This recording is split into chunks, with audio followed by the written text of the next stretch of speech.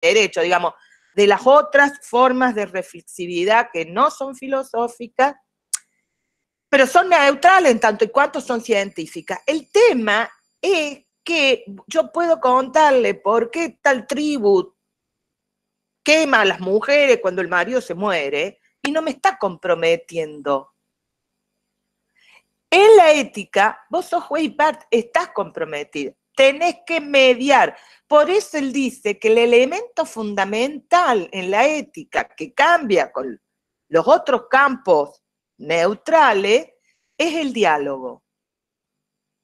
El diálogo, en tanto que en la reflexión ética de la metaética que toma como núcleo de análisis su semiosis, es decir, sus nominaciones, su entender qué es eso,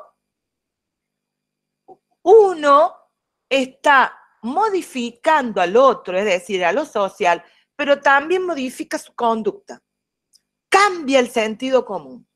Yo, desde la reflexión no filosófica, desde una mirada neutral, desde un análisis de la ética descriptiva, desde la antropología, desde las ciencias sociales, desde lo que quieran, no me necesita cambiar. Yo puedo seguir con mi etnocentrismo, con mis valores. En la ética te obliga a cambiar tu sentido común. Gustavo, ¿estamos leyendo Geertz, el sentido común? No, Gert no se lo he pasado porque quería terminar de avanzar realmente acá. Las chicas tienen una dificultad, y ve también así como ellas me dan con un caño, tienen una dificultad para la lectura, les cuesta avanzar en las lecturas, hay que acompañarlas mucho, por no decir que no les gusta leer, no les encanta para nada, ni le dan ni 5 de pelota para leer. Pero bueno, han leído bastante y han hecho un esfuerzo con Marialdi, por eso quería terminar de cerrarlo y no les he dado GIF porque les iba a costar y están bastante saturadas, ha sido un problema realmente. Bien, digamos que no vamos a cerrar con Maliandi. Maliandi estamos viendo las cuestiones teóricas y después las vamos a poner en práctica todo el tiempo. Insisto, el vínculo ética-política está ahí presente y no se desata este nudo. Es más, nosotros tenemos que ver cómo lo atamos, porque además nuestras carreras están atravesadas por una serie de leyes obligatorias que tienen que ver con la responsabilidad de denunciar abusos infantiles, denunciar violencia sexual, verbal, violencia infantil y educación sexual. O sea, ¡tarán! No tenemos por dónde escapar.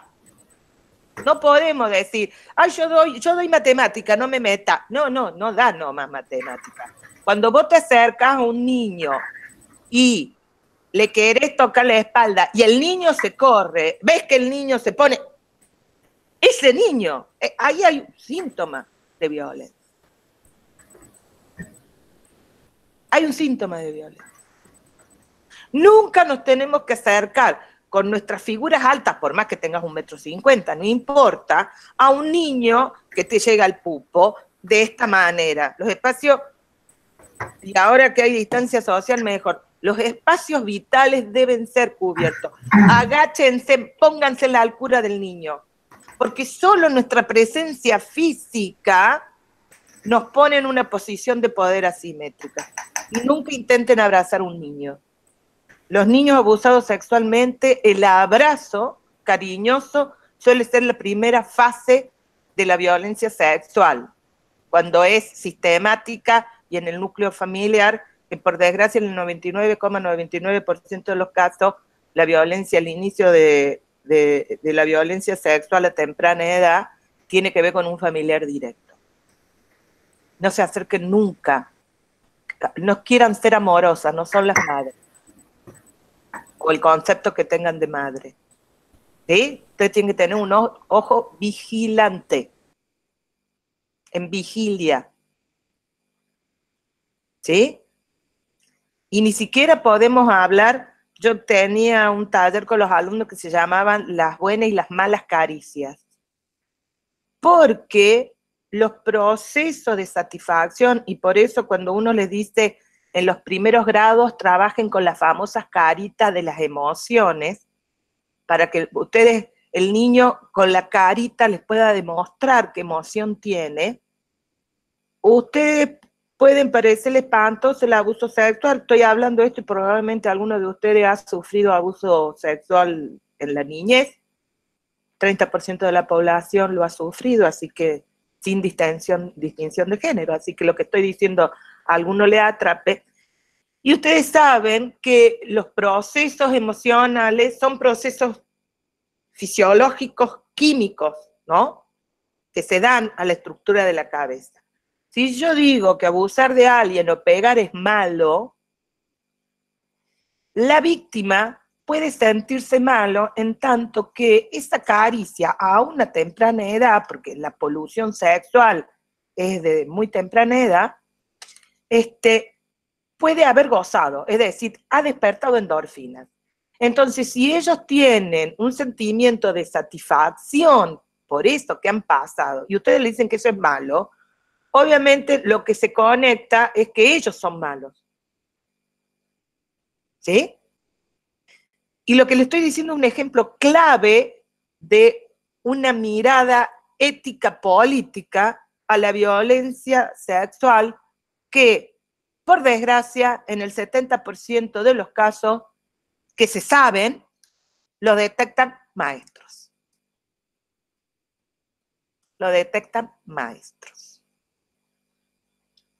No sé si se habían puesto a pensar en esa dimensión del trabajo docente. Liliana me pone una cara de, no, yo tengo problema con la matemática, tengo problema con la lengua, y esta me viene meter semejante problema. Sí.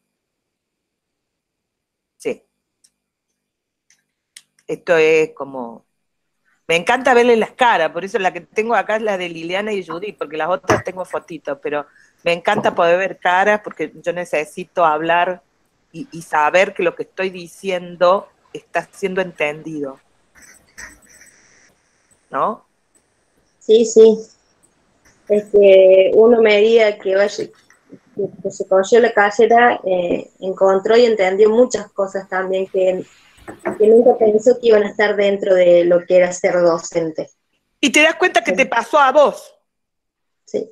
Te das cuenta que nadie se dio cuenta que a vos te había pasado. Sí. Porque como de esto no se habla, y se creen que con eso, con no hablar, las cosas no pasan. Y no es así, las cosas pasan. Exacto. ¿Sí? Entonces vos cuando ves, yo siempre le decía a mis alumnos, chicos, si el chico es violento, es inútil que le manden una nota al papá y a la mamá. Porque la violencia la aprendió en la casa. Así que lo único que van a lograr es que venga un familiar y lo casque a ustedes, al director, y encima van a terminar metiendo preso a un familiar, el chico los va a odiar más. Es inútil. Hay que buscar estrategia. Es porque que incluso yo creo, por eso que usted dice, tuve que pasar por eso, porque a mi nena le pegaban en la escuela, y el mismo niño tiene miedo de contarte porque sabe lo que va a pasar después. Por eso fue que él no contaba nada en casa. No quería ir al colegio, no quería ir más al colegio, y es como que ellos se inhiben en eso de decir, no voy a contar nada, porque yo soy el problema. Eso mismo. ¿Y qué pasó, Lili? ¿Qué pasó con tu niño? ¿A qué edad fue esto? ¿En qué grado? El año pasado. ¿Qué edad tenía? 9. Bien, ¿y qué pasó? ¿En la escuela que siempre había ido? Sí, la escuela de siempre, los compañeros de siempre. Hay 3 nenes que desde primer grado siempre es como que toman de punto a un nene del aula, o nena, la mayoría de las veces nena. Obvio. Y no, y un día vino y uno como mamá se da cuenta que a su hijo le pasa algo porque solamente con mirarlo te das cuenta de eso. Pero no es como mamá, Lili, es como mujer que ama a esa criatura, porque pare mucho, pero créeme que hay algunas que ni se fijan. Sí, perdón. Y le consulté y él me decía que tenía un dolor en la cara, que le dolía la cabeza, pero no me decía nada. Al otro día no quería ir al colegio, me decía que le seguía doliendo la cabeza, se quedó en casa. Ya al tercer día a mí me parecía raro porque a él le gusta mucho ir al colegio, tiene muchos amigos, es muy sociable mi nene, y, y ya me llamó la atención. Y uno de estos días justo yo estaba en prácticas y me tocó en otro pueblo. Cuando yo prendo el celular al salir de las prácticas, tengo muchas llamadas perdidas de mi marido. Y bueno, y ahí me manda un mensaje diciéndome lo que le había pasado, que él lo había ido a buscar y salía con un corte en la frente porque le habían pegado. Y ahí es donde una de sus compañeritas nos cuenta lo que venía pasando. Ni siquiera él nos dijo. La desesperación mía por llegar rápido también y saber bien qué había pasado. Y bueno, cuando llegué, él nos contó y él nos dijo que él no nos decía nada porque tenía miedo, y que no quería ir más al colegio, que quería que lo cambiara de colegio. Fue feo por el lado también de sentir de que como que yo me sentía muy ausente. Era ir a clases, de clases salir y volver, salir a las 8 de la mañana y volver cerca de las 7 de la tarde en mi casa, y sentir esa culpa de que por ahí a él le estaba pasando esto porque yo también no estaba tan presente. No estás en el colegio. Bueno. Muchas cosas juntas, y que el colegio tampoco pusiera de su parte, porque lo que nos dijeron fue algo así como que nos teníamos que acostumbrar a que pasaran estas cosas. Y me parece que no era así. Yo se lo planteé, yo le dije, la institución es quien tiene que velar por la seguridad del niño dentro de la escuela. Pero vos sabés que eso no es un problema de seguridad, porque un accidente puede haber. Lo que hay es no discutir éticamente lo que es la violencia, porque lo que van a resolver ahora el problema es Pepito, Pablito, y no entienden que el problema es violencia. Y hay un montón de ejercicios, chicos. En su momento, Gus, pediste el libro de Mestre Chuic, ¿no? A la DOL. Hay autores, muy caro el libro, lamentablemente no se los voy a recomendar para que lo compren. Digan ustedes que en ese momento era empleada municipal y lo pude comprar. Hay un autor español, justo se llama Mestre, pero Mestre Chuic. No, nada, no es argentino, no es cordobés, así que nada que ver con políticos cordobeses. Y justamente el libro, las 3/4 partes son ejercicios que trabajan, insisto, no es un trabajo prereflexivo, no es dictaminar una norma, no es normativa, sino que tiene que ver con discutir éticamente, es decir, discutir la semiosis, la metaética. ¿Qué es la violencia? Con la pregunta clave que ¿cuál era? Es lo primero que tienen que preguntar. ¿Por qué? No, ¿para qué? ¿Para qué? Nunca por qué. ¿Para qué haces esto? Porque, insisto, chicos, si el chico, esos 3 chiquitos, sufren violencia en su casa, el miedo que te produce ciertos procesos químicos en la cabeza, esto es neurociencia, cuando atacan a otro, les produce placer. Y esto no los convierte en monstruos, estos niños, chicos, no los convierte en monstruos, los convierte también en víctimas. Entonces nosotros tenemos que trabajar sobre eso, sobre las emociones. ¿Cómo se resolvieron las cosas, Lili, o no se han resuelto todavía? Sí, tuvimos una reunión con la directora, en donde se le planteó, y había otras mamás, porque también le había pasado a sus hijos, y como que ya con esto había como llegado el límite. Después de ese día, como que con él no se le agarraron más, hasta que empezaron las clases, todo bien, el tiempito que tuvieron clases ahora, todo perfecto, porque sigue con los compañeros. Pero a la semana que nosotros hablamos, le habían pegado a una compañerita, los mismos nenes. Claro, por eso te digo, hay un problema, pobrecito, las víctimas son esos 3 niños que hay que trabajar con ellos, pero no para decirle, darle el mandamiento. No tenés que golpear, te voy a castigar, No, esos son pelotudeces. Ellos tienen que rastrear y ver qué pasa con esas emociones. Sí, ¿quién me llama? Judith. Judith. Nombre de justiciera el año bíblica. Pasado, Wow. Sí, Judith. El año pasado, en el jardín, a mi nene, cuando lo fui a buscar yo a mi nene, tenía mordido el brazo, le di un pedazo de brazo. Perdón, te escucho recortado. Te escucho recortado. Él me cuenta.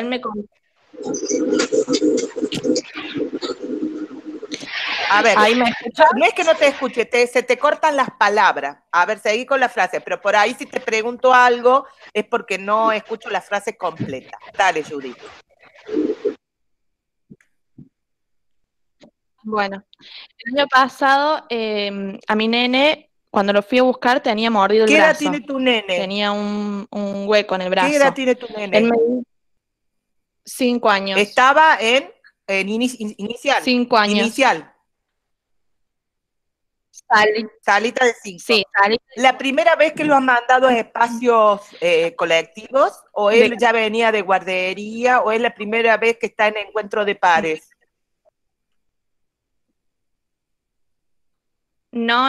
Él estuvo en guardería, después ingresó a la salita de 3 y bueno, el año pasado a la salita de 4. Yo hago estas preguntas, chicos, porque yo necesito saber bien el diagnóstico, ¿se entiende? O sea, cómo es la socialización de la criatura, porque hay que ver los elementos estructurales, pero también la coyuntura. ¿Se entiende por qué hago este tipo de preguntas? Porque en cada edad se actúa de distintas maneras. Sí. Este es un caso típico en donde es un niño que no puede expresar verbalmente qué le pasa. ¿Sí? Te escucho, Judith. No, el mío no tiene problema para expresar eso. No, el problema no es tu niño, el problema es el que mordió, hija. Claro, ¿me entendés? Cuando yo pienso, no estoy pensando en tu hijo. Eso quiero No estoy pensando en tu hijo, estoy pensando en el colectivo, ¿me entendés? Estoy pensando en la intervención, bueno, sí. Sí. Bueno, con el nene ese, ellos son compañeros desde la guardería. O sea, de la guardería van juntos. El nene ya había tenido varios episodios con otros compañeros donde también los había mordido a los demás compañeros y peleaba con los demás compañeros. Yo, bueno, soy amiga de la madre. Cuando yo voy a hablar con la maestra, porque mi nene estaba ensangrentado y eso había sido mañana, temprano, y yo fui a buscarlo al mediodía, la señora me dice, y la madre me dijo, ¿por qué siempre con Lionel? Y ella le explicó, no es con Lionel es mi nene.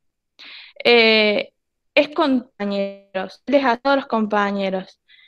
A los días me hablan y me dicen, habla con la mamá, me dice, vos que sos amiga, porque el nene está, digamos, en espacios donde los vecinos se están drogando. Entonces, los vecinos, perdón, Judith, yo le comenté después eso a la maestra, como diciendo... Judith, ¿qué pasa con los vecinos? ¿En qué ambiente está, decir? Se drogan. Hay droga en el medio. Ok, entendí.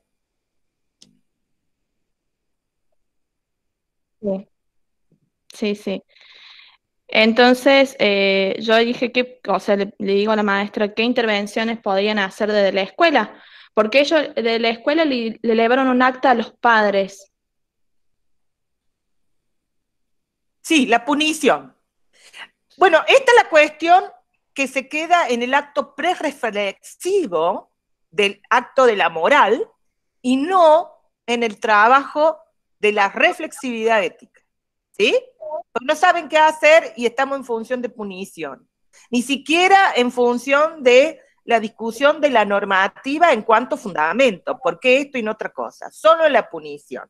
Esto no crea sujetos autónomos, crea sujetos miedosos. Crea sujetos que necesitan control externo, no autocontrol. Judy, ¿qué siguió pasando? Discúlpame que por ahí se me corta, no te escucho bien, no sé si ustedes me escuchan bien, pero esto es llevar a la práctica la diferencia entre una reflexividad no filosófica, una intervención solo moral, a una intervención del orden de la normativa de fundamento, a una mirada del orden de la ética descriptiva, pero avancemos en la posibilidad de la metaética. Sí, Gusti. No, para que todos entiendan. Hay un poco de delay porque también Internet anda lento, entonces por ahí si no es que se corta solamente, sino que las diferencias entre lo que uno habla y uno escucha, hay diferencias, digamos, de tiempo. Son algunos microsegundos, entonces por eso se ve un poquito cortado.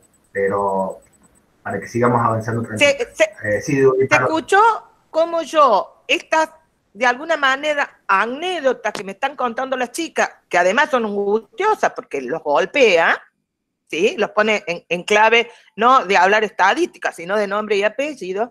Yo estoy mostrando cómo estoy funcionando en términos de mirar a todos los actores sociales de la institución, ¿no? A la maestra, a la dirección, a la madre del chico víctima, a los padres de los victimarios, y pensando que ese victimario, por la edad que tiene, es un sujeto que no tiene suficiente conciencia, que hay que crearle esta conciencia ética política. Obviamente uno no puede crear algo que no tiene, porque la mayoría de esos adultos que ustedes me han dicho que han participado, poca conciencia metaética han tenido. Han tenido intervenciones a lo sumo del orden de la prereflexión moral. ¿Se dan cuenta lo que planteo? ¿Entendieron todo hasta dónde, como yo estoy leyendo lo que ustedes me dicen en clave Maliandi? Porque este no es un texto teórico, este es un texto que les dice que ustedes tienen que cambiar para tener posicionamientos en algo que ustedes como docentes van a dar todo el tiempo, lo escriban, lo planifiquen o no, que es el campo de la ética y la política, del currículum no oculto. ¿Se entendió bien lo que acabo de decir? Necesito 22 confirmaciones, negaciones, porque esto lo vamos a explicar 20.000 veces. Porque esto nos tiene que cambiar. No es un saber que lo van a probar y listo. Esto no es un saber que se aprueba y el mes que viene me lo olvido, total, lo vuelvo a estudiar. Esto tiene que cambiar vuestras vidas. Melissa me dice que sí, muy bien. Sí, igualmente lo que a mí me sorprendió en ese momento fue por ahí de que me dijeran, es una escuela pública, no podemos hacer nada. Uno de los nenes está en tratamiento psicológico, no podemos hacer nada.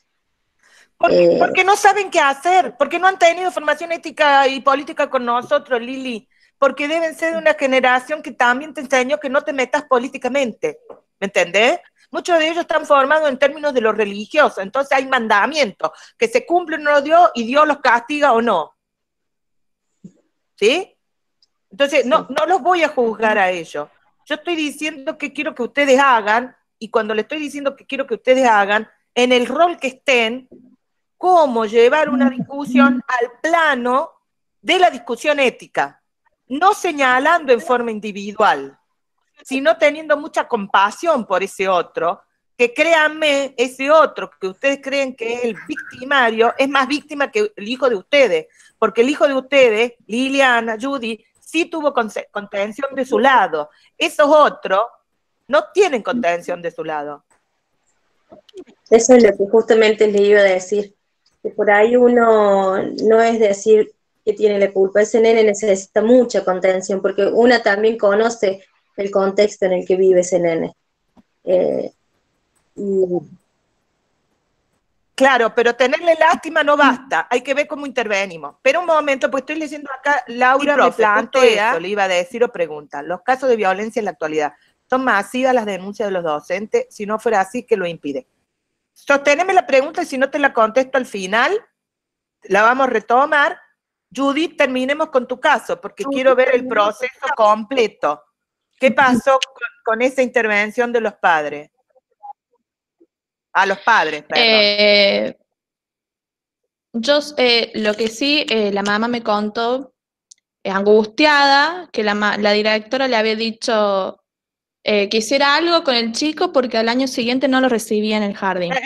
Así lo resuelven. El problema es el sujeto, no la acción. Ay, cómo odio eso, Judy, cómo odio eso. Sí, seguí. Yo le dije que no le podían hacer eso porque era una escuela pública. Fíjate vos, Judith, vos tuviste la misma lógica pre-reflexiva que los docentes, que la directora que le dio la respuesta a Liliana. ¿Te das cuenta, no? O sea, estos son, vuelvo a decir, los por qué están claros. Y además se entiende en la comunicación de uno y otro. Por eso mi pregunta es, ¿para qué echarlo? No por qué echarlo. No, ¿Te das cuenta? Judith, vos hubieras sido la directora, le hubieras contestado a Liliana lo que la Liliana le embroncó. Fíjate vos, ¿no? Todo sentido común acá. Lili, le hubieras agarrado de la pierna a tu compañera. No tan al extremo, pero no me hubiera quedado muy bien, callada. pero está bien, chicos, porque, insisto, si hay algo que esto es lo que verdaderamente estamos haciendo, es ética. Es decir, dialogando posiciones porque tenemos que cambiar nuestro sentido. Bravo, bravo, están haciendo ética, gente. ¿No es maravilloso poder salir, poder analizar nuestros sentidos comunes y cambiarlos?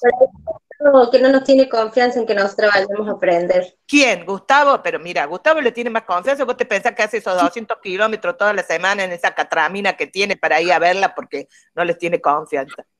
¿O vos te pensás que ha ido a escuela, pueblo por pueblo, buscándole escuelas para que practiquen? No me hable mal del Gustavo, que más de una vez yo le dije, ¿por qué no renuncia?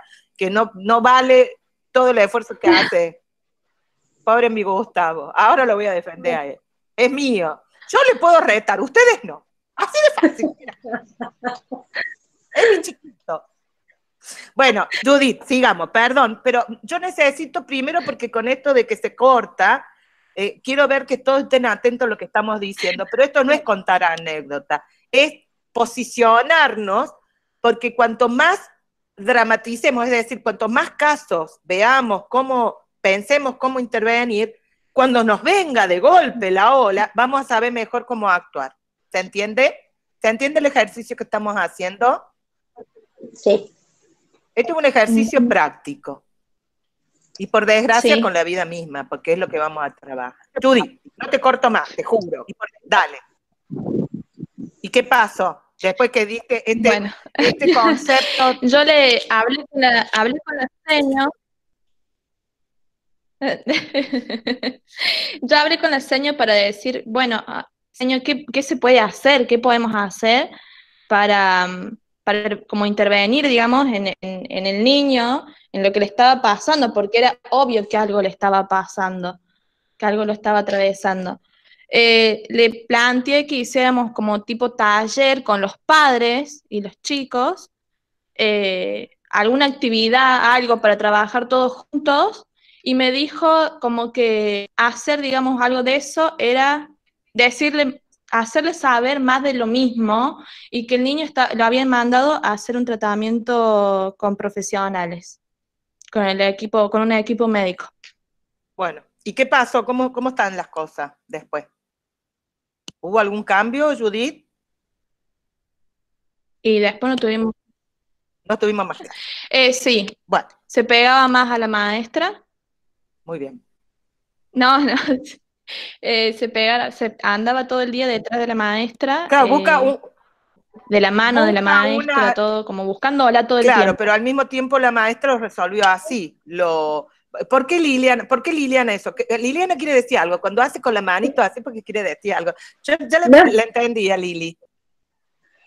No, es que justo, bueno, mi nene también va con el nene de ella, y también pasó por esto con ese nene.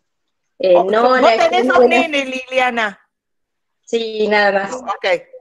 No te pregunté eso, porque como me habías dicho que tu hijo tenía 9 años y el de ella tiene 5, digo, sí, debe haber otro. Bueno, es que yo tengo que razonar. Lili, necesito tiempo. Ok, dale. Bien, sí. No, a mi nene también le pasó una situación con el nene que ella habla, y es cierto eso que un tiempo es como que se calmó y se pegó mucho a la maestra. Pero por ahí también perjudicaba eso que él estuviese pegado a la maestra, porque la maestra no le podía dar la atención necesaria a todos los nenes. Bueno, esto es un componente. Primero, acá podríamos hacer varios análisis. Uno del orden didáctico-pedagógico, uno del orden de la educación global y otro en el orden ético. Yo, ya que sé que Gustavo también da prácticas, pedagogía, y son los temas que estamos discutiendo, lo voy a traer. La escuela es el único espacio que educa. Esto que nosotros llamamos escuela, no tendrían que convertirse en centros educativos donde proporcionaríamos esas contenciones múltiples que exigen los chicos de hoy. Al darle la responsabilidad a la familia, digo, el Estado a veces educa contra la familia, y esto es lo que hace los famosos PEI, que no siempre los padres saben que existen esos PEI, y hay que avisarles claramente. Los padres buscan banco donde puedan, ¿no? No se ponen a pensar en qué institución están llevando los chicos. Pero además, depositan toda la responsabilidad en ese cuerpo docente. Dice, todos parecen que el docente tiene que hacer esto, tiene que hacer esto. A un médico no le decís que tiene que hacer. ¿Por qué me lo venía a decir a mí?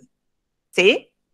Entonces, no hay un pacto un pacto social entre la sociedad, el Estado y los docentes que nos hacemos cargo. Esto es importante. Pero al mismo tiempo es cierto que como magos, nosotros tenemos que tener una caja de herramientas que nos permita derivar los casos. Y esto es lo que nos hace una comunidad, chicos. Esto es lo que nos hace una comunidad. Siempre alrededor de vuestras casas y alrededor de las escuelas en que vayan a trabajar, hagan el ejercicio de buscar qué tipo de organizaciones, instituciones sociales y qué tipo de actividades hay. Probablemente el chico necesite hacer un poco de deporte, ¿no? Encontrar en el juego, las reglas del juego, un espacio de contención. Y probablemente ustedes pueda, como institución, digamos, el PEI, como institución, todos los maestros se juntan y le dicen, bueno, ¿por qué no hablar con las distintas iglesias existentes, los distintos grupos deportivos, lo que hay? Todo el arsenal de propuestas que el Estado tiene, porque el Estado tiene área de deporte, el Estado tiene centros de salud, hay tanta guita puesta en la pobreza, porque la pobreza da mucha guita, solo que algunas la debían para su bolsillo. Y nosotros no usamos esos recursos porque se creen todólogos, creen que los docentes tenemos que hacer todo, y no es así. No es así. Yo voy a tomar dicho esto en general, veamos cosas particulares. Judith, te voy a tomar como ejemplo de nuevo. Cuando vos hiciste la demanda en beneficio de integrar a ese niño.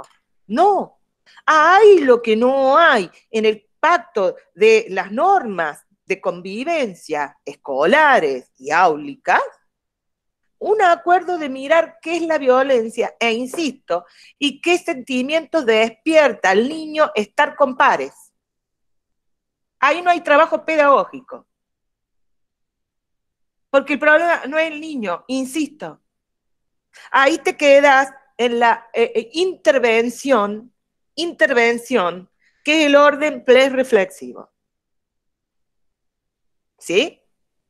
O sea, ella, la maestra, hizo lo que pudo y le tomó la mano y le mostró un modelo de adulto distinto a ese niño, pero efectivamente, pero ese niño no le está enseñando a vivir con otros.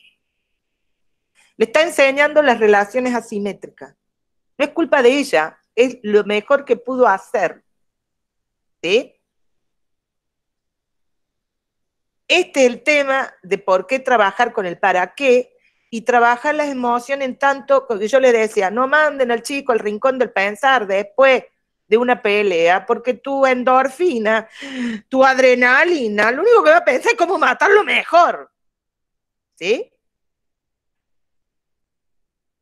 Este es el tema. Voy a insistir que ya van a poder acceder al trabajo de Mestre Chuic, en donde él trabaja una serie de actividades en términos lúdicos, porque también ese es el otro problema que tenemos, y ahí de nuevo vuelvo a temas de la educación, que me compromete, insisto, porque este es un espacio de currículum no oculto, entonces nos afecta en todo, de matemáticas, no te vas a librar de esto, decir, yo voy a dar matemática, esto lengua, no me jode, no, nos jode a todo, que es que nosotros creemos que en clase se estudia, en el recreo se juega, y no incorporamos lo lúdico que es el juego, en el espacio del aprender. Cuando uno trabaja, enseñan a jugar dominó, enseñar a jugar chinchón, pero enseñen, no desde la práctica, sino enseñan las reglas. Primero vos, segundo vos, tenés que esperar tu turno, ¿qué pasa si no cumplís? ¿Me entendés? La convivencia, esto que hace que además este espacio virtual nos cambia las reglas de convivencia, y cuando volvamos cambiaron las reglas de convivencia, que es el espacio social. Y acá entra en juego otro tema que nos trae Maliandi con sus dicotomías, que tiene que ver con qué son los valores y qué es una escala de valores. Les abran micrófono y cuéntenme, ¿qué son los valores y por qué una escala de valores? Solo contar algo en cuanto a las reglas. Lo conté ayer con las chicas de práctica. El otro día tuve la oportunidad de escuchar a Tonucci, un pedagogo italiano, que trabaja primera infancia, trabaja niñez, ¿no? Sí, trabaja niñez. Tengo algunas miradas en torno a él, hay cosas que de acuerdo, hay cosas en las que no, y generalmente ocurre en torno a cuando leemos o conocemos a alguien, uno no siempre tiene que acordar el 100% y eso es bueno. Pero sí me rescataba algo que me pareció muy interesante. Tuve un diálogo con el ministro de Educación, Trota, y una de las preguntas que le hacía Trota a Tonucci era la vuelta a clases después de la virtualidad.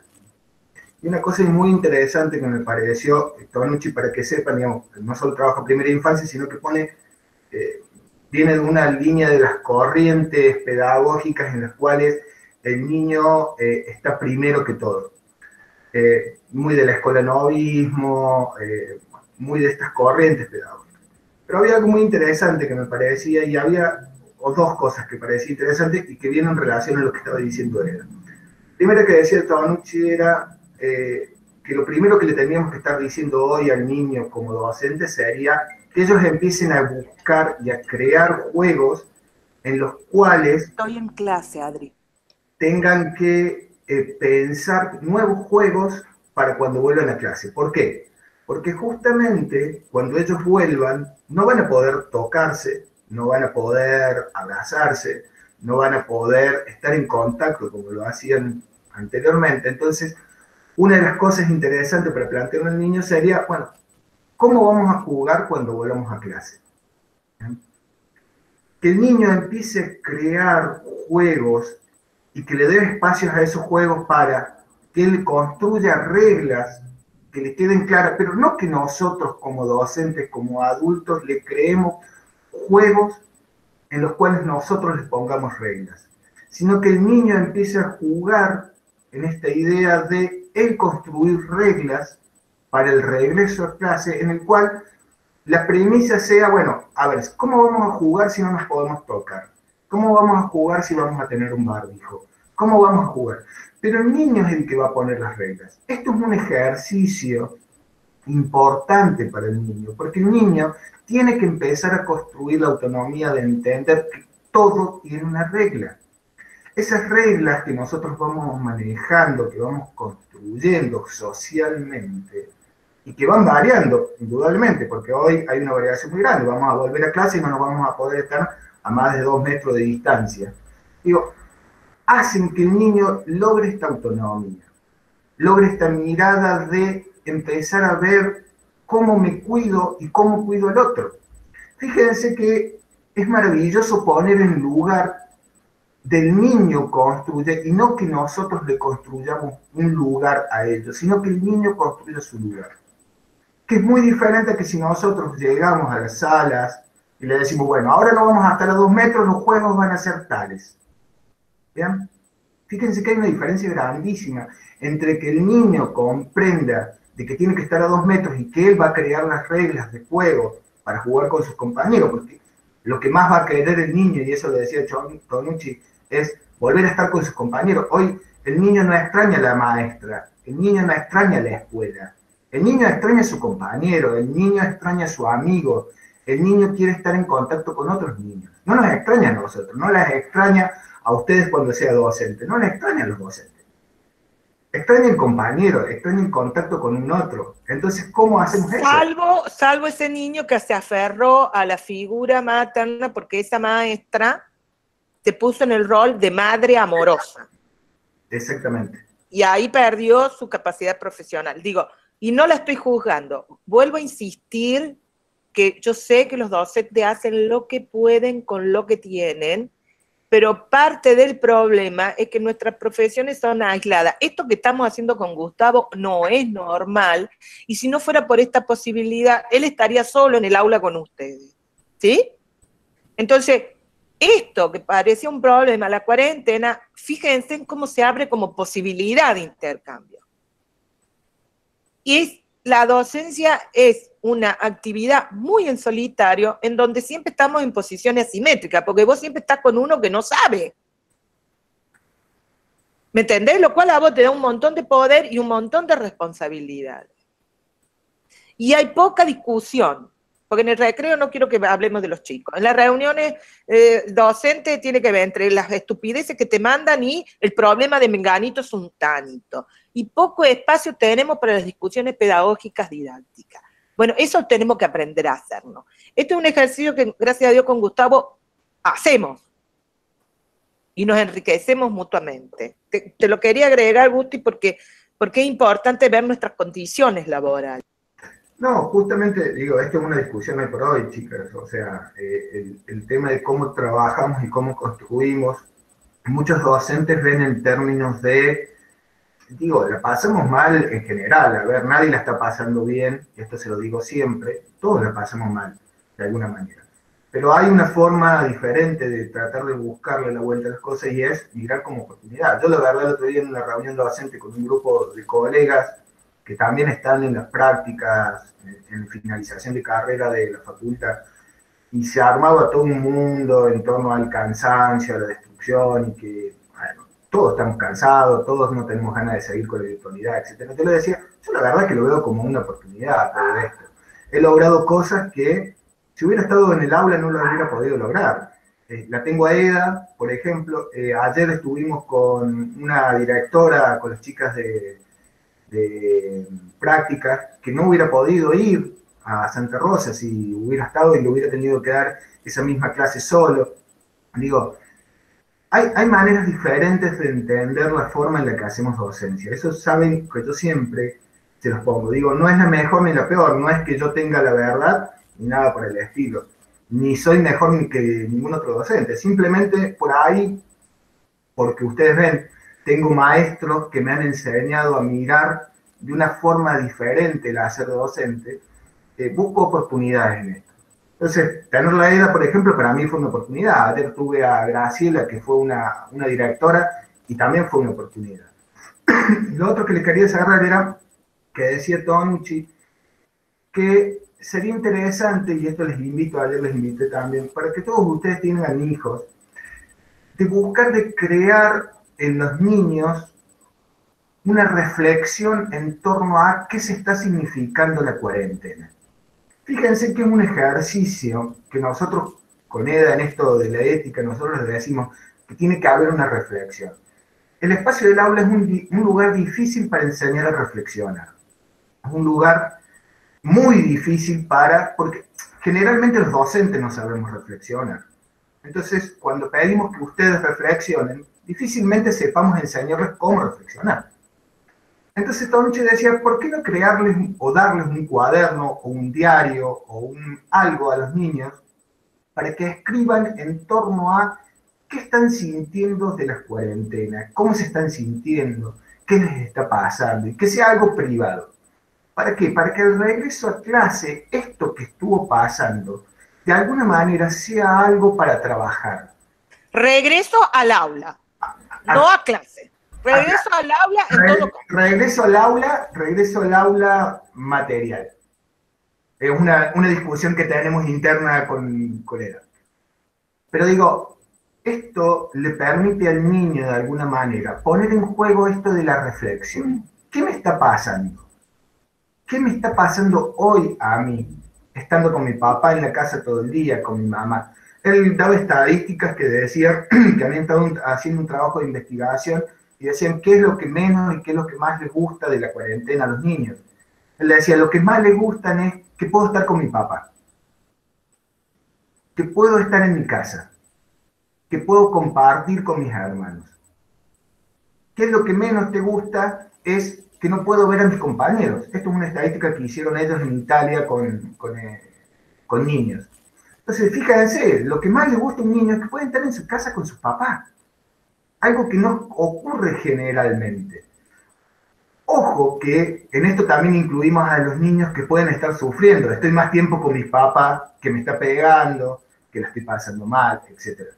Pero digo, hay un lugar ahí que podemos encontrar para hacer trabajar al niño esto que tanto cuesta, que es reflexión, pensar, para que nosotros como docentes después podamos retomar eso que sintieron, eso que hicieron, eso que les pasó, para poder trabajarlo. De esa manera, digamos, hay un material claro y objetivo, digamos, con el cual podemos estar trabajando. Perdón, continúa ahora sí. No me tenés que pedir perdón, soy yo la que tengo que pedir perdón porque tu clase, pero insisto que aprendemos mutuamente y justamente si acá tenemos una discusión ética con Gustavo, es que los dos estamos dialogando y estamos dispuestos a cambiar nuestras posiciones o intercambiando, porque lo que hemos descubierto también es que no tenemos una receta para todo.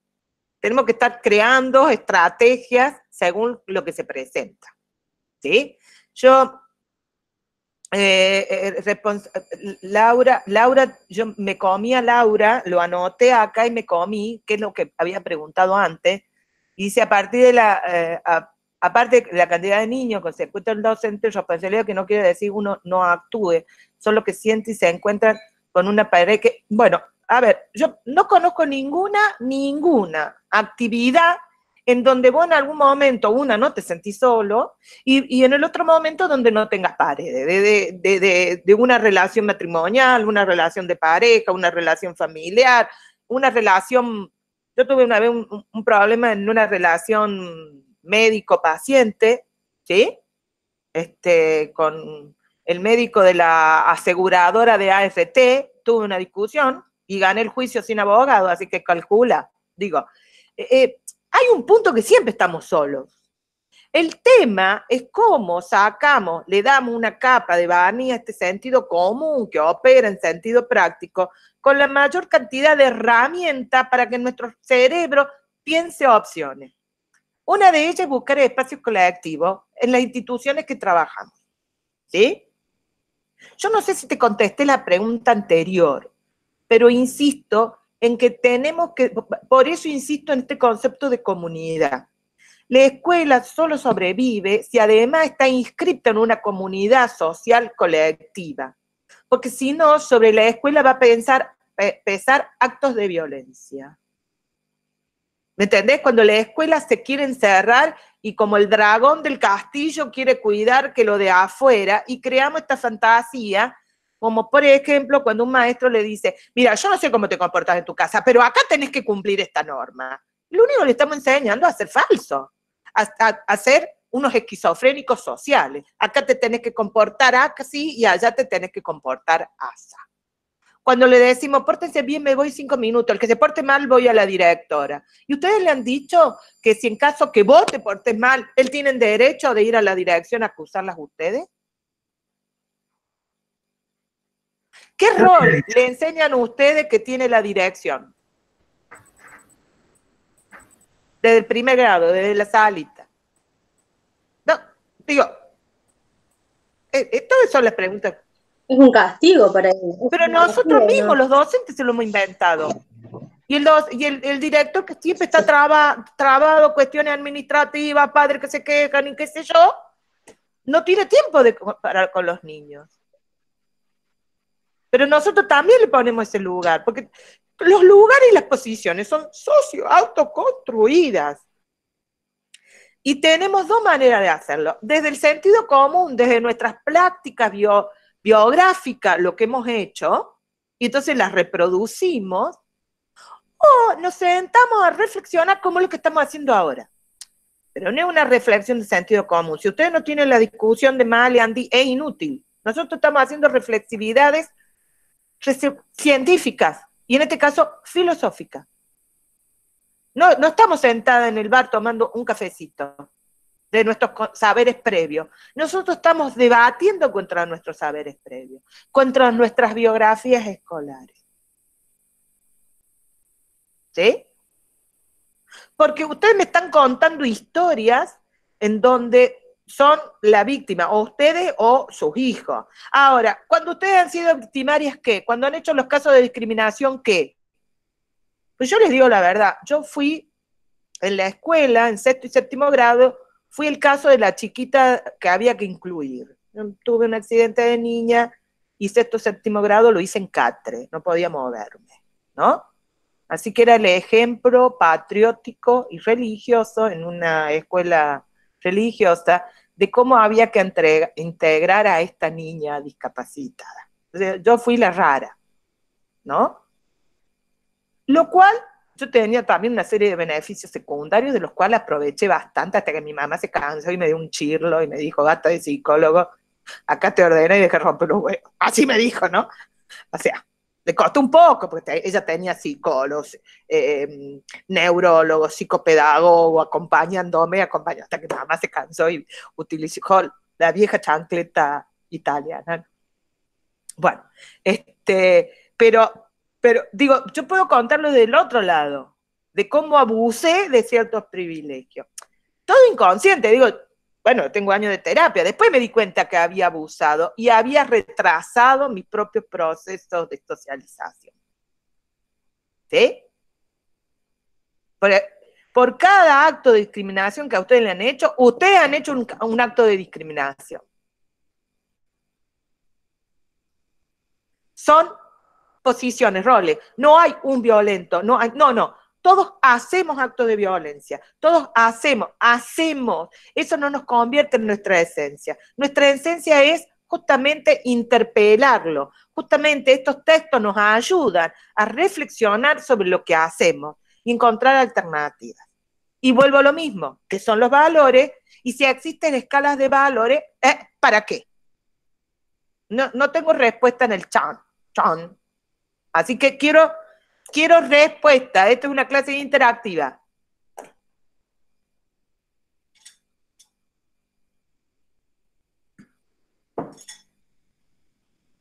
Voy a decir, mientras tanto, mientras ustedes, las escalas de valores de Magali contestan, voy a decir, digo, en torno a, para que ustedes vean un ejemplo claro de lo que es. Siempre yo les he hablado, y algo saben que ustedes, yo comparto mucho, esto de la mirada de el machismo y la construcción en torno a cómo miramos o cómo deconstruimos esto en la posición que uno tiene, la que me toca a mí, de ser hombre. Digo, yo efectivamente, después de mucho tiempo, me di cuenta que, por ejemplo, mi tránsito en la universidad fue aprovechando, sin quererlo, mi posición de hombre. O sea, yo tenía y sabía que si bien mi facultad teóricamente es súper deconstruida en torno al machismo, y no es tan así, lo aprendí después, que mi posición de hombre me había dado ciertos privilegios que mis compañeras no habían tenido. Y yo los aproveché. No lo hice conscientemente, pero yo aproveché esos lugares.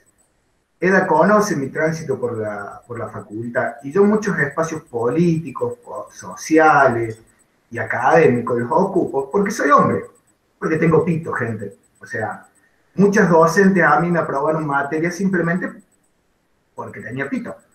Nada más.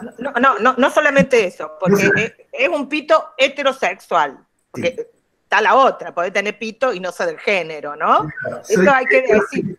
Él no solamente es aparato reproductor masculino, sino que tiene conciencia masculina. Esto es como importante en un mundo tan feminizado, la presencia masculina. Sí, sigamos. Entonces, fíjense cómo uno muchas veces ocupa lugares, digamos, y aprovecha esos intersticios que hay en esta sociedad, sin darse cuenta. Yo la verdad que siempre me creí un machito súper deconstruido. Cuando me hicieron reflexionar que en realidad mi deconstrucción es constante y que realmente mis privilegios los sigo teniendo por más que yo no los quiera tener, me di cuenta que efectivamente durante mucho tiempo esos privilegios me llegan y no son conscientes.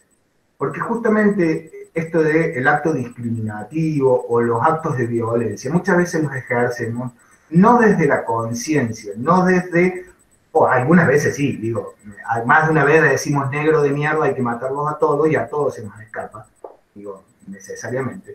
Pero hay veces que no lo hacemos conscientemente. Esto es lo que venimos, digamos, desde la ética, lo que viene a mirar. Hay actos que son, digamos, que necesitan de una reflexión para poder mirarlos, para poder verlos, porque realmente lo que vienen tan sujetos a nosotros, que son inconscientes. Sí. Como por ejemplo, me saqué un 10, me puso un 2. ¿Cómo? Cuando el 10 tuyo y el 2 es mío, que soy la docente que te lo puso. ¿Sí?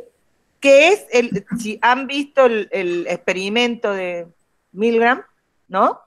O sea, ahí Rocío ya me da, por fin alguien me dio una respuesta sobre valores, que es importante, y ya Rocío la retomo, pero yo le decía, ¿qué es lo que legitimamos que es posible? Por ejemplo, el uso de la violencia. Cuando yo le decía a ustedes, se pelean dos sujetos y uno pregunta quién empezó primero, como si ese fuera el responsable, no estamos discutiendo la violencia, sino quién la ejerció. ¿Qué es lo que le pasa a este fiscal francés cuando, en nombre de lo que para él es la ciencia y lo más racional, está permitiendo que se lleve adelante un experimento de violencia? Y esto es cuando los docentes, cuando le dicen a la mamá, esta frase me encanta, la he escuchado tantas veces y la odio. Mira, yo haría lo posible, pero la institución no me lo permite. Perdón, ¿qué es la institución si no los sujetos? No, no hiciste lo posible. Vos también estás de acuerdo, pero no se lo querés decir porque no es políticamente correcto. ¿Sí? Ese es el tema. Es los motivos por el cual los maestros, los profesores, soñamos con tener un cargo en una escuela pública, pero nuestros hijos los queremos mandar privada. Y se estudia que la educación es toda pública, las gestiones son diferentes. Ahora, ¿por qué el Estado permite operar en controles diferentes, gestiones distintas? ¿Cuáles son los intereses que este Estado está discutiendo? Bueno, hay que ver qué es Estado. Me quedo ahí porque ya a mí me sopló Gustavo, que es el tema que viene. Porque nosotros vamos a tener que discutir ética con política, y cuando discutimos política tenemos que discutir Estado. Y volvamos a esto que estamos hablando, y voy a leer lo que me mandó Rocío. Laura, no me contestaste si hemos discutido el primer elemento que hablaste antes, que te lo dejé pateando, pero no quiero que nadie se vaya sin tener respuesta a lo busco. Dice Rocío, los valores son cuestiones morales que son importantes para cada... ¿Qué serían cuestiones morales, Rosy, o cualquier otro? ¿Estarían todos de acuerdo con la definición de Rocío? Yo, para mí es como más una cualidad que puede tener una persona y por ahí, en base a esas cualidades que tiene, como el otro lo ve. Y en cuanto a lo que usted decía de la escala de valores, la importancia que le damos a los distintos valores que tenemos inculcados, por decirlo algo así. Bueno, no sé, el individuo o la sociedad en sí. Los valores, dice el rector, espérate, ¿quién es el rector? Abril. Los valores, dice el rector, el recto, no sé qué. Ay, perdón, es el texto. Gracias, pues yo digo, estamos metiendo una persona y no sé quién es, No. Abril, dice, son algo que se designa en alguna, muy bien. Entonces, existe el concepto poder, ¿no? La palabra poder. ¿A qué le sugiere el concepto poder, chicos? La palabra poder, ¿a qué ascribe? Cuando ustedes tienen que definir poder, ¿cómo lo definen? Poder legislativo. Como una división del orden de la estructura administrativa del Estado, ¿sí? Una división del orden jurídico del Estado. Muy bien, esa es una. Perfecto.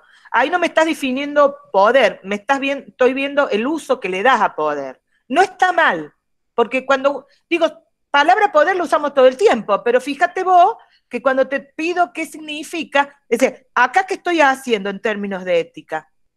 ¿En qué me estoy posicionando cuando te pregunté qué es el poder? En la parte política. No, me estoy posicionando en la semiosis, en la metaética. ¿Se dan cuenta? Estoy en la metaética, estoy preguntándole qué significa este concepto, que usamos cotidianamente. Ahí me pare, fíjense cómo me voy a meter en la política, pero parto de mi reflexión ética. ¿Se dan cuenta cómo juega esto? Es dificilísimo, chicos. Yo entiendo que son años que hago esto, ¿no? Y ustedes nadie le va a pedir que, miren, le cambio vuestra ignorancia que tiene que ver con edades, con mis conocimientos, pues tiene razón el Gusti. Yo aprendí esto de vieja y me llena de orgullo de saber que a mí, a vuestras edades, a mí esto no me lo enseñaron, porque yo inicié mi carrera en proceso militar, así que calculen lo que me enseñaron de ética. ¿No? En cambio, yo hoy puedo hacerle a ustedes hacer un salto cualitativo de aprender esto mucho antes de lo que lo aprendí yo. Así que a mí me llena de emoción saber que ustedes pueden hacer un salto cualitativo antes de lo que yo lo hice, ¿no? Por cierto, ¿saben mi nombre, Eda, qué significa? Eda es el nombre de los poemas nórdicos, es como la Biblia de los vikingos. Eda, está la Eda mayor y la Eda menor, y cuentan la historia de los grandes dioses, de Loki, que es el caos, y Odín y Thor. O sea, es el origen de la vida, la normativa del orden del mundo. Pero, a mí el nombre Eda me viene porque mi papá era italiano, ¿no? Y escuchen esto, Eda es el nombre de la hija de Benito Mussolini. O sea, yo me eduqué en una familia donde mi papá era un fascista legítimo, o sea, él tenía el carnet fascista. O sea, él escapó de la Italia perseguida por partisanos, por gente que luchaba contra el fascismo, ¿no? Lo cual mi papá estuvo muy cómodo en el proceso militar. Pero su padre, presidente del Partido Socialista, murió en la cárcel por sus ideas socialistas. Entonces mi papá tenía terror que yo me dedicara a la política. Y si mi papá se murió diciéndome que yo era igual a su padre, y no lo decía como halago, me lo decía como crítica, que me gustaba la política. Bueno, pero digo, cuando yo estoy diciendo esto, yo he tenido que hacer un largo recorrido para sacar ese sentido común de un hombre educado en valores autoritarios, que además tuvo 4 hijas mujeres, lo cual le permitió ser más autoritario y más en proceso militar. ¿Sí? Yo tengo bastante de autoritaria, se lo quiero decir, pero bueno, por lo menos trato de reflexionar. Gustavo, no hace falta que digas sí a esto, cállate la cabeza.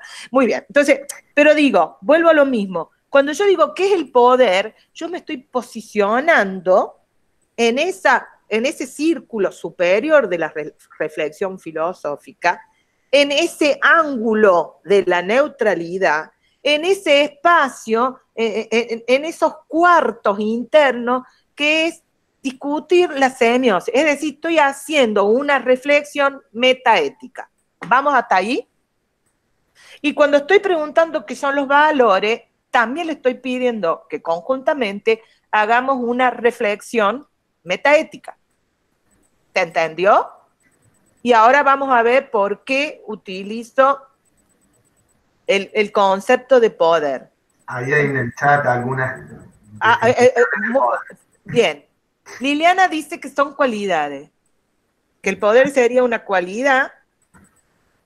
El orden jerárquico, ¿qué jerarquía? Nos dice Rocío. Sí. No, en los valores decía yo que eran cualidades, no el poder. Perfecto. Pero vos sabés que vale poder también el concepto cualidad.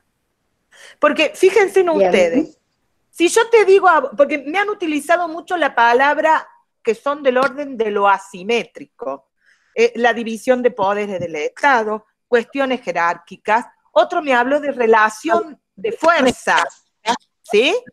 Ahora, yo te voy a decir algo. Que durante 2 años mi nona, la nona Margherita Piamontesa, me dijo a mí, en mi proceso de recuperación de que pudiera caminar, me decía, vos podés caminar. Vos podés hacer esta carrera. Cuando yo estoy usando ahí el poder, ¿lo estoy usando de lo que ustedes me han dicho? En términos analíticos del concepto. Como posibilidad. ¿Me lo dicen? No. Solo lo están mirando como relaciones asimétricas. Pero hay un poder que no es asimétrico. Supongo que Gustavo en algún momento les dará las redes de poder de Foucault, ¿no? Así que ya lo verán más adelante. Esto es por capítulo. Yo les voy adelantando. Siempre me critican que hago como es los exponer, que aviso el final de las películas. Yo, bueno, lo siento, Gustavo. Pero bueno, es para que también sigan ahí atrapados para que vean capítulo por capítulo de este espectáculo. Entonces, poder tiene distintas posibilidades de ser leído. Y hay un autor que se llama Bobbio, que es un analítico político clásico, un italiano que fue un partisano, luchó contra el fascismo, y con el cual en los años 90 ya casi era una momia, con 90 años, y él formaba parte del partido de la Oliva, un partido de izquierda italiano, y yo tuve la oportunidad de estar en Italia a escucharlo hablar en un teatro. Yo estaba fascinada. Es más, mis alumnos, cuando murió Bobbio, yo estaba dando clase y vinieron mis alumnos y me daban las condolencias, pues decían que yo era la viuda de Bobbio.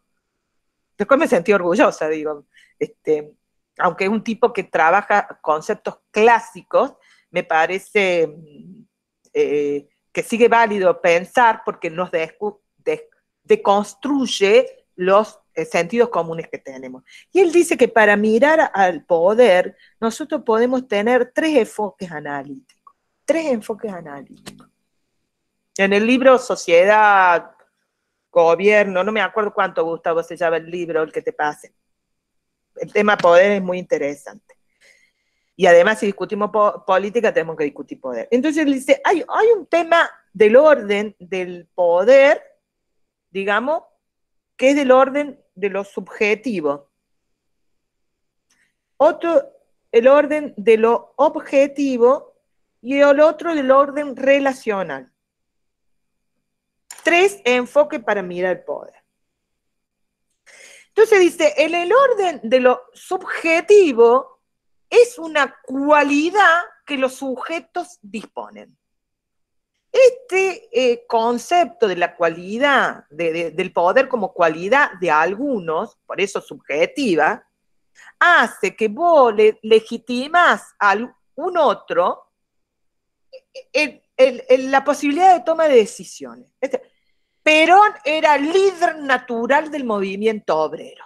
Entonces él tomaba las decisiones. No sé, profesor, usted es el que me tiene que poner la nota, no yo, porque usted es el profesor, usted es el que sabe. Ahí no es subjetivo. ¿Por qué? Porque yo en esa frase le estoy dando a él un poder externo que algo que adquirió, que es el título. ¿Se entienden? ¿Se entienden cuando uno ve subjetivo, que es una cualidad de la persona, es algo que él posee, y otro es la posición objetiva, que es algo que él tiene. No es una cualidad, sino una autoridad que posee. Lo cual siempre lo pone en posiciones, nos pone en posiciones asimétricas, ya sea en términos de rol, de vos tenés más poder, yo tengo menos poder. Pero tanto en la posición subjetiva como en la posición, el enfoque objetivo, vos estás depositando una relación en donde el otro siempre es más poderoso o vos sos más poderosa que el otro. O sea, siempre se trabaja en relaciones asimétricas, en posiciones que no son cambiables. ¿Se entendió hasta ahí el enfoque analítico de poder subjetivo y el enfoque analítico de poder objetivo? ¿Sí? Yo hoy escuchaba la tele y escuchaba que uno le preguntaba al otro, ay, pero ¿quién decide el tema de las cuarentenas? ¿El intendente, el gobernador o el presidente? O sea, ¿por qué uno sobre los otros? Si está decidiendo el intendente en relación al presidente, ¿significa que el presidente tiene menos poder? ¿Y ese poder está vinculado a que sea un criterio de autoridad? Si yo como docente le digo a ustedes, no sé, ¿pierdo autoridad? ¿Cómo? Ella es la docente y no sabe. Bueno, pero esto se vive así, ¿no? Ahora, en el término relacional, que es un enfoque bastante novel, traído de la mano de Foucault, él nos da una nueva dimensión al concepto de sujeto. Y dice, en las redes sociales tienen nudo. No es que vos estás atado a otro, sino que vos también atas a otro. Y la tensión de la relación va a depender de lo que se discuta. O sea, el tema ahí no son los términos, como lo plantea un análisis del enfoque subjetivo y el enfoque objetivo, sino que el tema tiene que ver con el tema que se discute, no los términos. A ver, y vamos de nuevo a lo mismo que decía recién. Vamos a discutir que Pedrito es el violento y que Juancito soporta la violencia de Pedrito, ahí estamos discutiendo los términos, o vamos a discutir la relación de violencia. Y ahí discutimos el proceso, no los términos. Cuando un sujeto es alcohólico, ¿sí? Vamos a discutir a Pedro que es alcohólico, vamos a discutir a Juan que es drogadicto, o vamos a discutir qué es la adicción.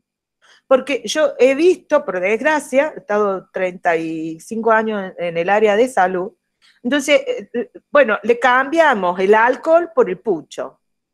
O sea, le cambiamos, yo dejé de fumar y aumenté 16 kilos, porque dejé la adicción del pucho por la comida. O sea, no cambié mi estructura adictiva, cambié el término de la adicción.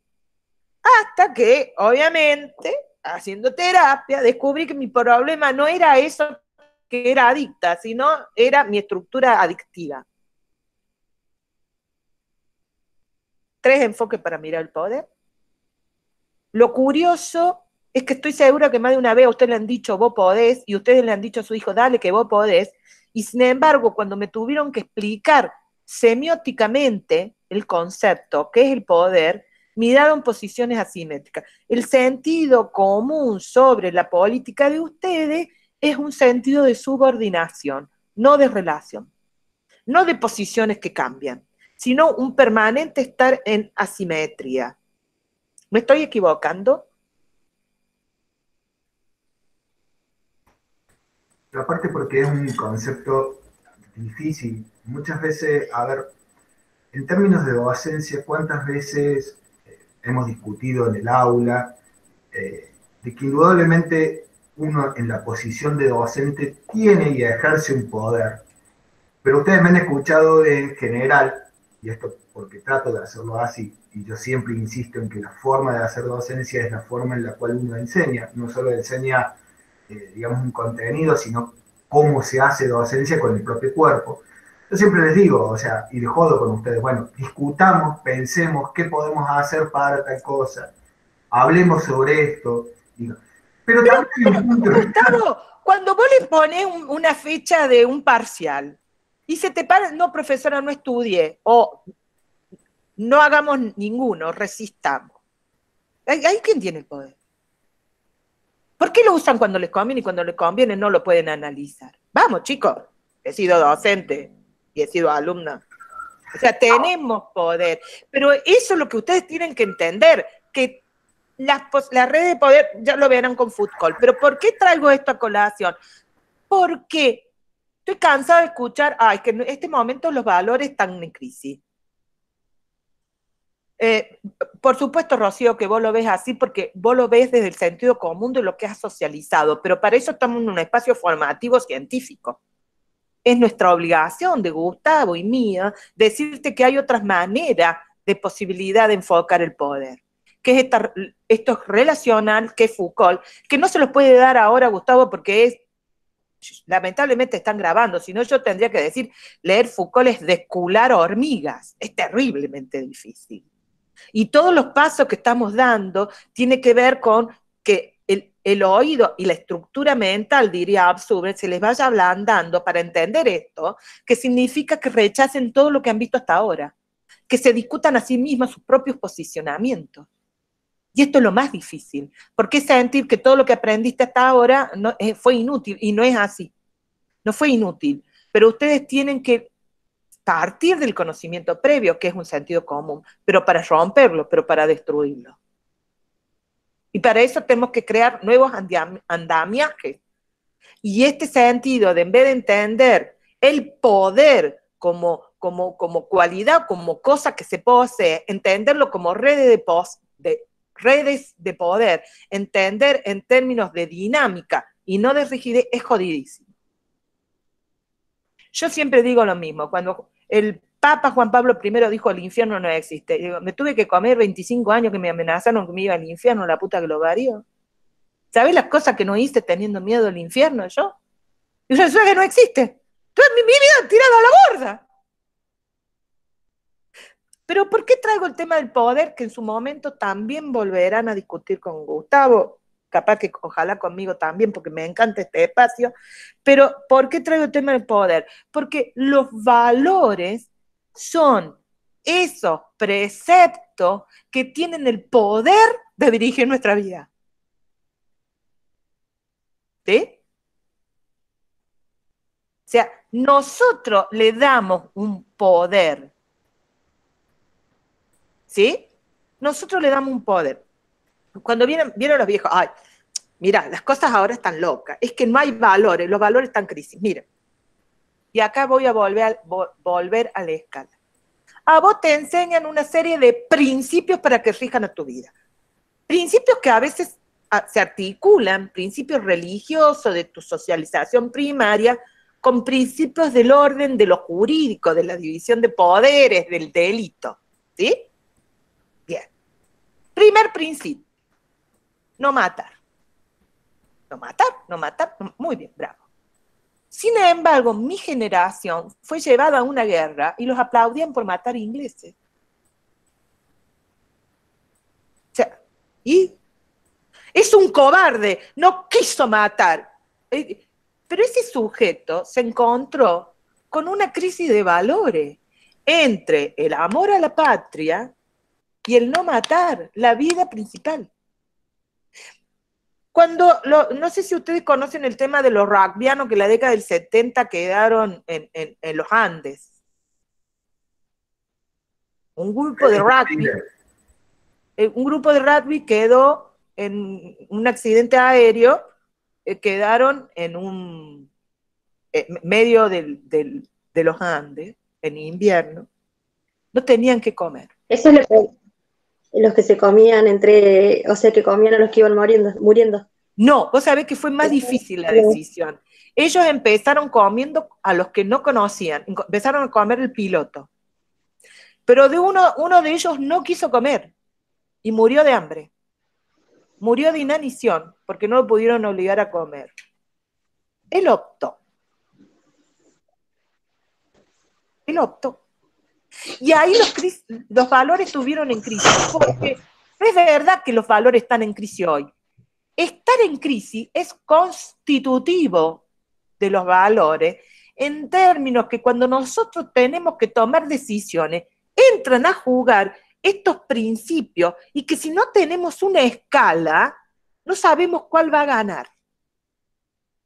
Yo le digo la verdad, no tengo un accidente, no estén en una posición extrema conmigo, porque créame, yo para sobrevivir voy a hacer cualquier cosa, inclusive comer humanos, ¿no? Y más vale que esté muerto si no los tengo que matar yo. Yo, disculpen, he sobrevivido a todo. Y créame, he sobrevivido al cáncer, he sobrevivido a accidentes, he sobrevivido a estar en la morgue, he sobrevivido, yo tengo un certificado de función a los 11 años, ¿no? Así que créame, cuando yo le digo que sobreviví, he sobrevivido a todo. He sobrevivido a persecuciones militares, he sobrevivido, ¿no? Y he hecho todo lo posible para sobrevivir. Entonces, no es verdad que los valores están en crisis hoy. Es constitutivo, es propio de las redes de valores, de estos principios que nos enseñan, estar en crisis. Y los docentes estamos siempre en crisis, y voy a retomar. Laura, ¿estás ahí? Laura, ¿estás ahí? No la veo. ¿Está ahí? Laura. Está ahí, pero bueno. No sé. Laura Portillo. Voy a retomar algo que dijo, bueno, total, si ve esta grabación, Laura va a ver que le preste atención, ¿no? No respondo, a veces no respondo enseguida, porque estoy tratando de seguir una lógica, no para que tomen mi palabra como autoridad, sino para que reflexionemos juntos. Espero que se entienda mi dinámica didáctica, que a veces no es tan fácil. Dice, anteriormente, mire, a las 10:01, o sea, 35 minutos atrás, Laura nos puso, aparte con la cantidad de los niños con que se debe encontrar un docente, responsabilidades que no quiere decir que uno no actúe, solo que se sienten o se encuentran con una pared como esta u otras que impiden realizar ese proceso de discusión. ¿Podría ser esto un motivo? Pregunto, porque hay salas o aulas que se encuentran superpobladas. Bueno, ver. La primera superpoblación que tenemos tiene que ver con nuestras estructuras mentales y los propios obstáculos epistemológicos que nosotros nos ponemos desde el sentido común, y que muchas veces los procesos formativos, científicos, analíticos que tenemos, no por nada tienen ahí un profesor de ciencias de la educación, chocan con los sentidos comunes. Entonces, el primer obstáculo tiene que ver con nuestra propia capacidad de creer que podemos o no podemos, ¿no? De creer que tenemos una posición inamovible, de creer que no podemos, porque esa está la otra, que en términos de género, en términos sociales, en términos de edades, todo el mundo nos dice, ¿no? No podés, porque sos joven, no podés, porque sos mujer, no podés, porque sos madre, no podés.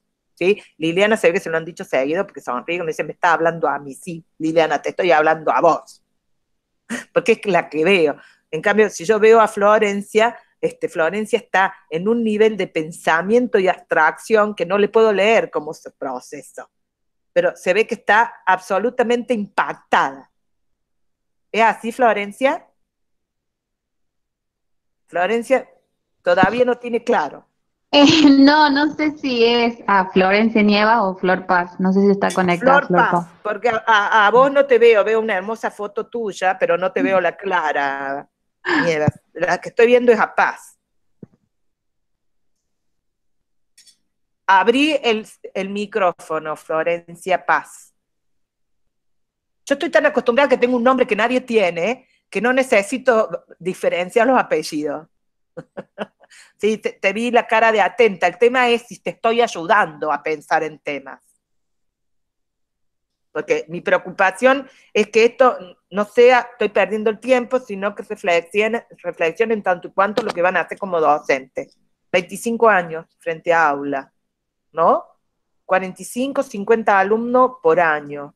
Es decir, que ustedes le van a arruinar la vida a más de 1000 personas hasta que logra la jubilación. ¿Sí? O sea, es muchas vidas que van a pasar por sus manos.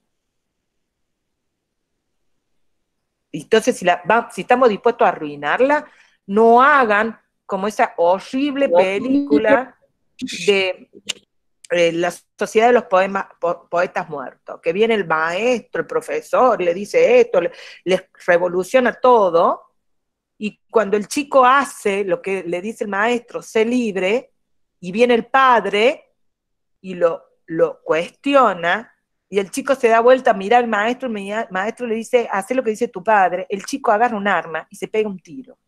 Película que todo el mundo halaga, y yo detesto, porque no sé por qué siempre estoy en contra de lo que la gente dice que es bueno. Detesto la Sociedad de los Poetas Muertos. Si la han visto, véanla con mirada crítica, pero nunca la usen como ejemplo positivo de lo que hay que hacer. Es una verga enseñarle a los chicos tener un grupo secreto. Eso es acallarle la voz. Yo a ese maestro lo condeno. Ya en un tiempo estaban todos enamorados con esa película. Yo la odiaba. Micaela se ríe. No seas odiosa, Micaela. No, te voy a contar por qué la ríen. Porque el otro día justamente la pasamos que la miraron en la película. Y las chicas en primaria la ven. Lo que pasa es que yo todavía no les dije por qué la tenían que ver. En realidad, yo la uso la película porque me parece que hay una fuerte mirada de cómo las instituciones construyen también en torno a la figura del docente y la figura de lo que se debe ocultar ciertas cosas. En eso bueno, ustedes saben que en la vida real, el tipo que hace el profesor se suicidó, ¿no? Y pues, haciendo esa película no le quedaba otra cosa. Profe. Sí, Rocío, te escucho. Ahí el profesor no se posicionó como en el término de poder, como que el chico le haga caso al padre.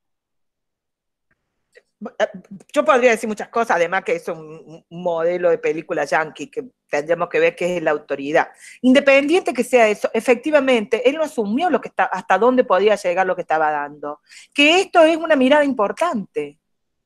Yo no estoy creando sujetos pasivos, yo le estoy diciendo a ustedes, como diría Hannah Arendt, que es la política, dice encontrar su propia voz. En saber que cada decisión, no es verdad, ay, mi voto no vale. Cada decisión, cada voto tiene el mismo valor, si no, yo no seguiría perdiendo en las elecciones como pierdo. O ponen el voto calificativo y yo digo quién puede votar, a ver si alguna vez gano. O enseñamos un poco más de política y vemos que la gente sea más prudente a la hora de votar. Lo lamento, Eda, pero no vas a ganar nunca. Yo no voy a ganar. Seguís juntando el 1% de los votos, no. Bueno, no me importa. ¡No me pipota! Bueno, ese es el tema. Rocío, digo, independiente cómo se estaba, digamos, esa película que es eso, una película, a mí lo que me impresionaba,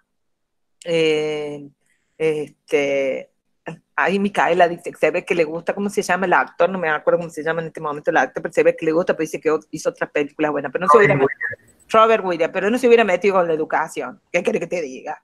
Así de fácil. Estoy cansada que todo el mundo nos dice cómo hacer las cosas. Estoy cansada.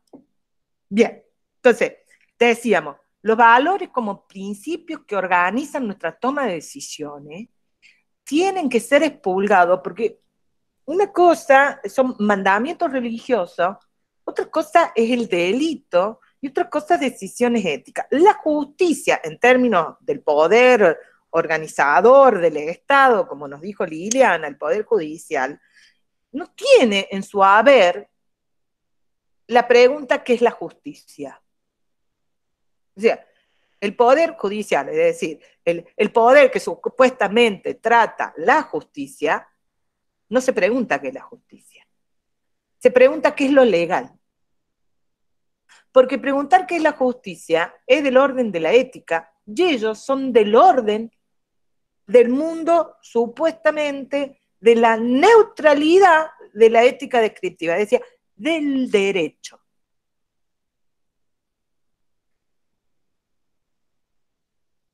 ¿Sí?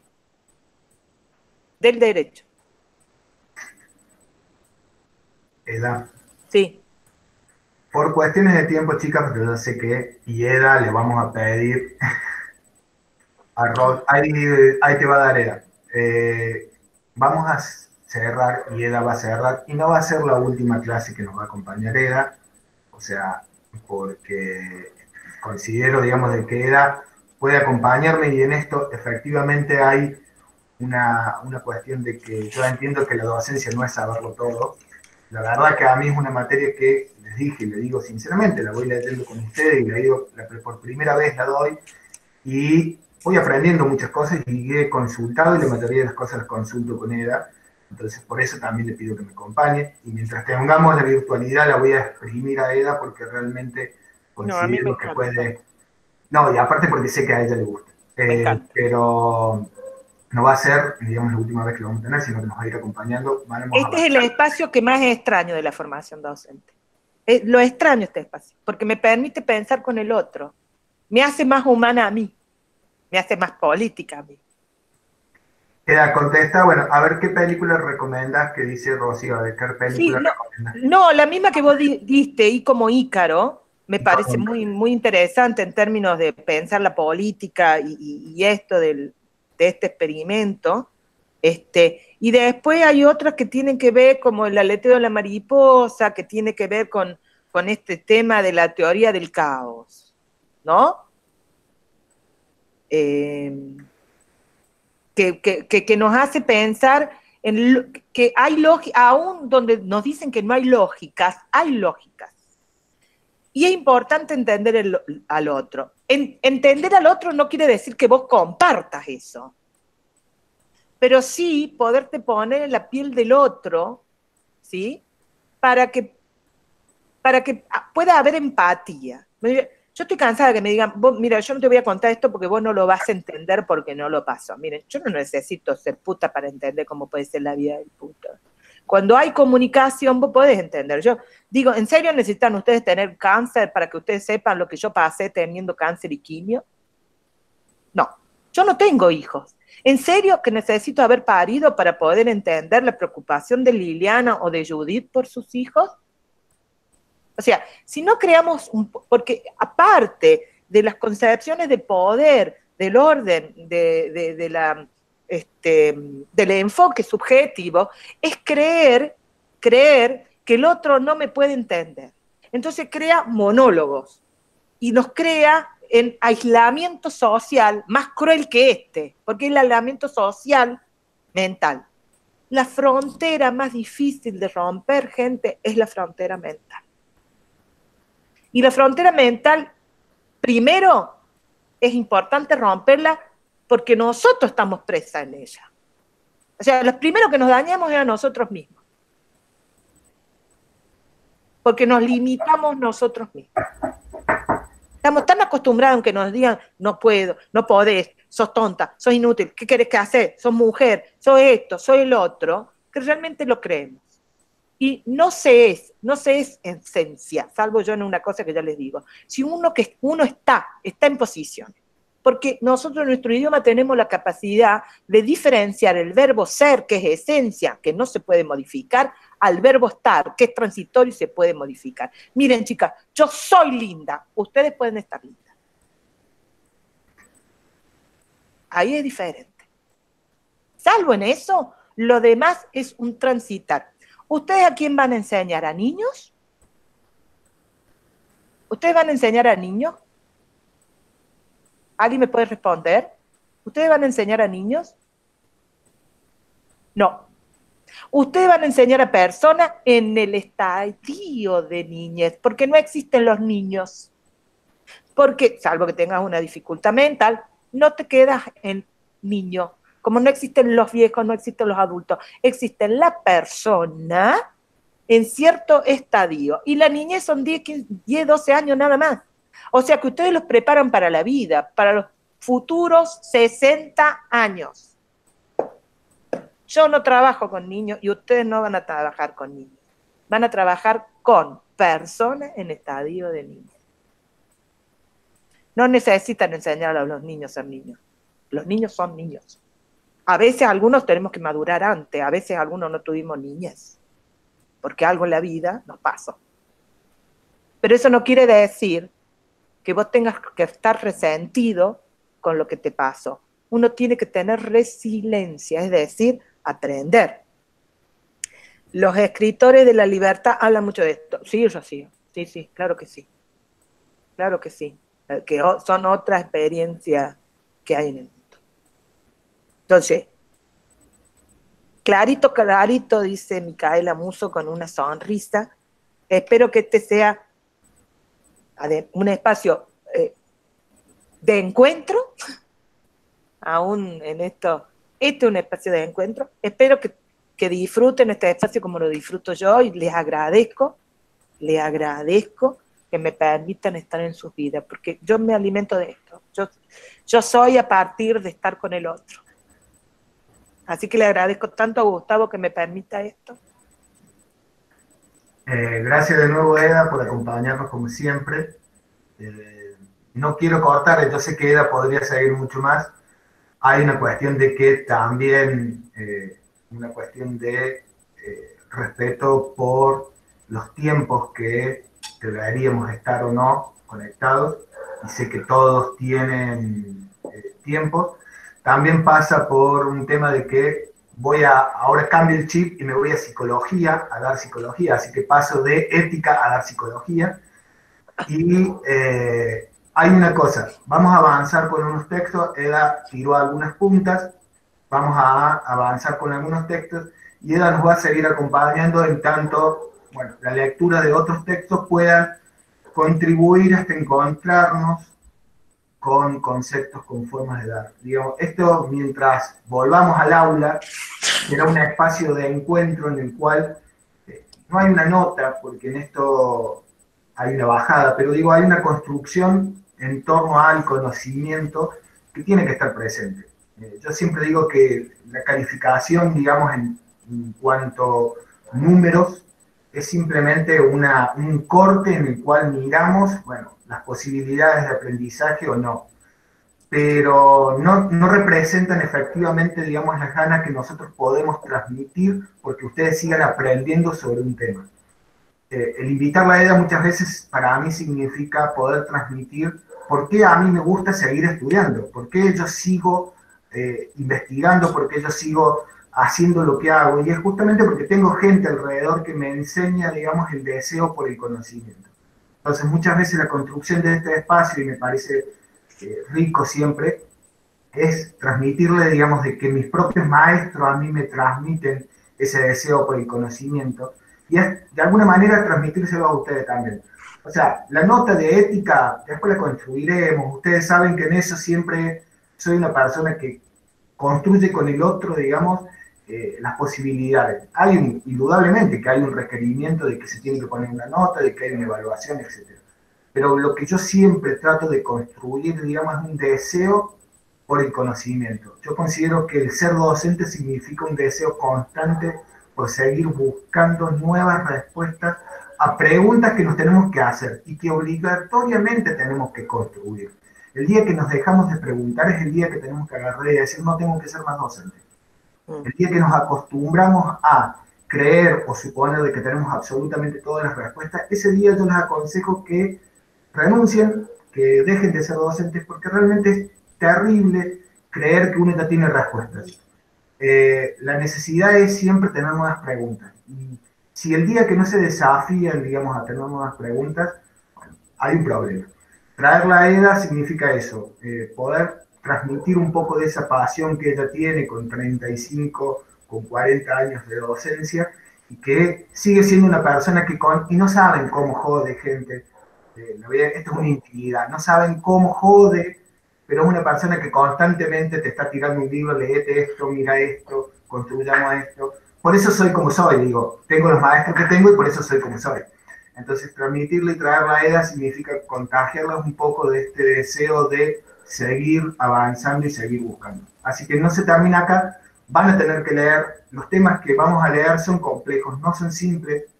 Ética, se los dije el primer día, es una materia compleja, pero fascinante, es hermosa y requiere mucho esfuerzo, requiere de lectura. sé que todas las materias requerirían o deberíamos poner el mismo esfuerzo. En esta siempre va a haber una cuotita más porque hay muchos temas que es que nos atraviesan. Claro, es chocar contra el sentido común que traemos construido. Así que hoy cortamos, vamos a avanzar en las lecturas que seguramente ya les voy a pasar el fin de semana. Y darte gracias de nuevo, Eda. Sé que siempre es bienvenida y siempre sos bienvenida y las chicas terminan encantadas con tus clases. Como yo termino clases, gente, yo me enamoré de la docencia gracias a Eda y esto es una realidad. Bueno, esto es una intimidad entre nosotros, pero bueno, tener docentes como Eda te permiten de alguna manera seguir cayendo. Así que nos vemos, gente, seguimos por WhatsApp. Gracias, Eda, por todo. Nos vemos. Psicología. Hablemos en un rato, Eda. Adiós, chicas. Nos vemos.